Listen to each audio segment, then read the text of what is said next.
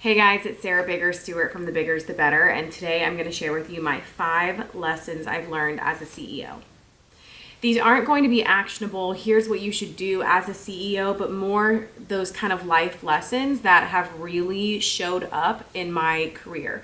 So I have been around, involved with, working for startups and small businesses basically my whole life. The majority of my family are entrepreneurs. In college, I worked for a tech startup, and that was definitely the direction I saw myself going in the tech direction. I sat on the board of directors for one of the largest real estate software processing platforms in the country. But then I graduated and decided to go into makeup artistry. And freelancing as a makeup artist is totally running your own business. There's marketing, there's admin, there's client management, there's a lot behind the scenes.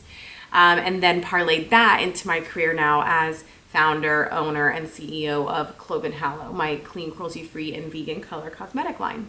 So that intro behind me, I just kind of wanted to put that out there. Let's jump into my 5 lessons.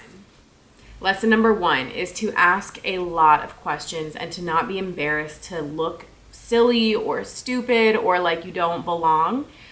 When I came into the beauty industry, I knew nobody behind the scenes. Nobody. I didn't know a single makeup artist.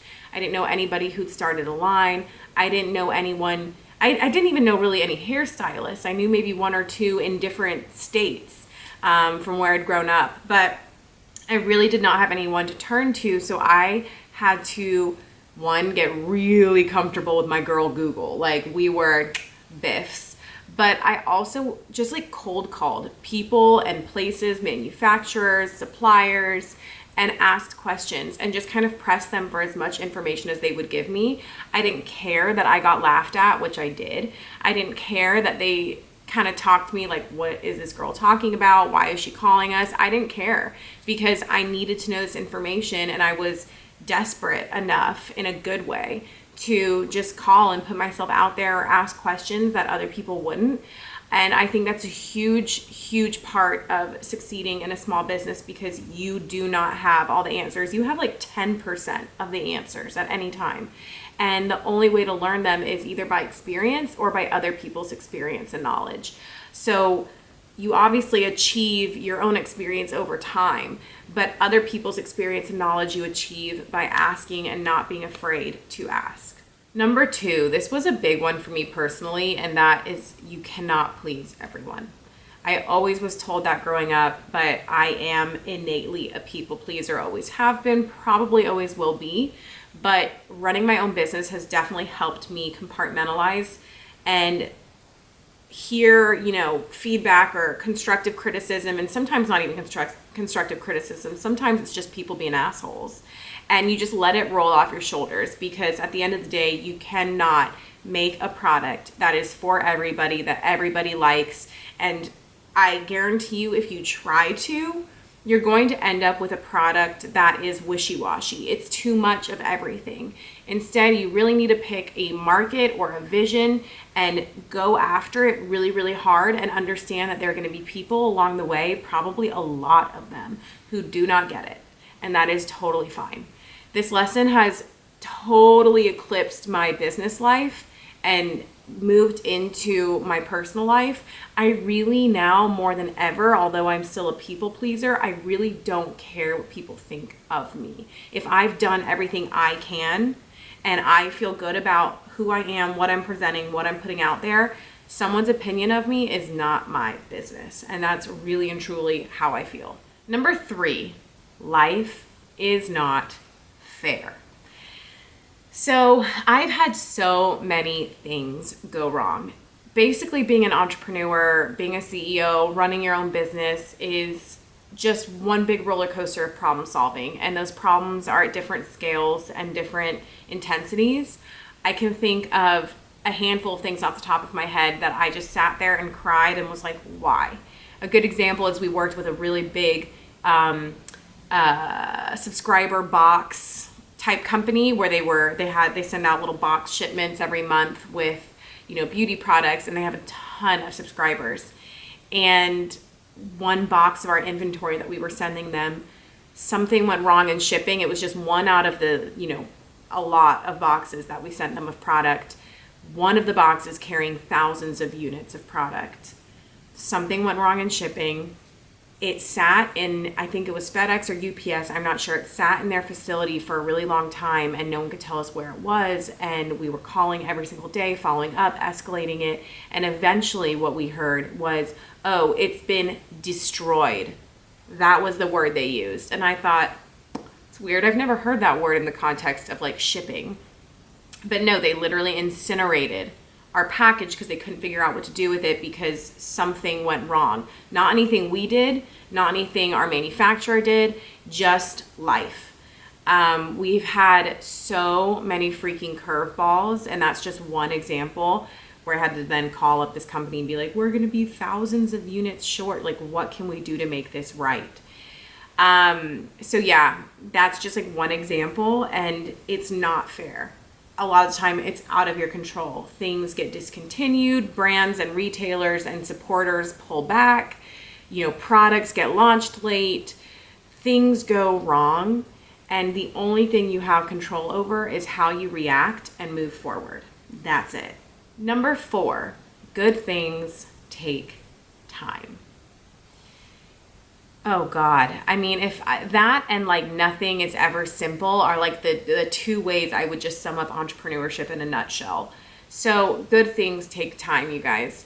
There are very few, big milestones in Clove Hallow's history and in my history as an entrepreneur that I can think of that, a funny story just popped into my head related to life isn't fair. Y'all, one time I was packing up my car for a makeup artist gig when I was a makeup artist, and my now husband had moved some of my stuff around to clean the house, which is like such a nice thing to do. But since he moved my stuff around, I didn't realize he'd moved my brush bag, and I left every single one of my brushes and tools at home for like an 8-hour all day makeup gig. You better believe I made it work with my fingers, but good God. It was terrible. It was so stressful. And I just kept thinking, life isn't fair. Like, why? But you make it work. And guess what? Now I know that I can do a makeup gig with like my fingers and Q-tips. Okay. So anyways, back to good things take time. If it's super easy and super simple, it's probably not what you want. And sometimes things are super easy and simple. And those are like these delicious little moments that you should savor. But for the most part, big things take time. Good things take time, and they usually feel very uncomfortable, and it's a very trying process right before sort of you see the light at the end of the tunnel. So when you're in the thick, slogging through something to get to that opportunity and to make it come to fruition, you can feel very desperate because it's taken a long time. There's been a lot of legwork, and you're like, will this ever pay off?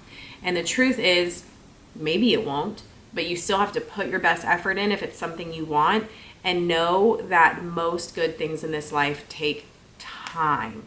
Lesson 5 is probably my biggest, most important lesson that I've taken from entrepreneurship that guides my personal life. You have to have a vision, a mission, a goal, something. It is so easy when you're in business to be overwhelmed by what your competition is doing, or to get caught up in all the cool things the industry is doing and lose sight of where your business is headed and what makes your business special.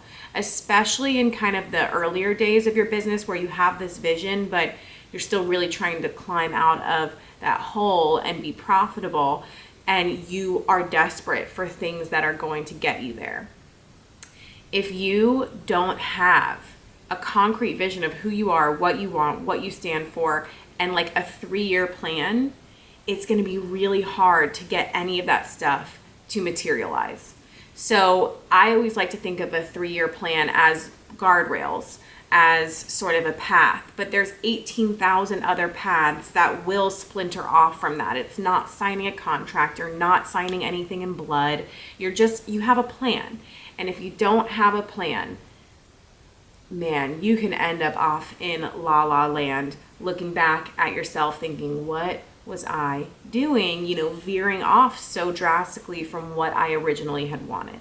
So this in my personal life has been huge because I'm a dreamer. I have a lot of things on my mind at all times, and I have to sort of keep focus on a few key goals in various categories of my life, you know, health, my marriage, and my career. If I'm really kind of, and marriage, I could probably just say as relationships. So like my health, my relationships, friends, my husband, family, etc., and my career, I have to really have an overarching goal that guides everything, or else I am going to end up way out in left field.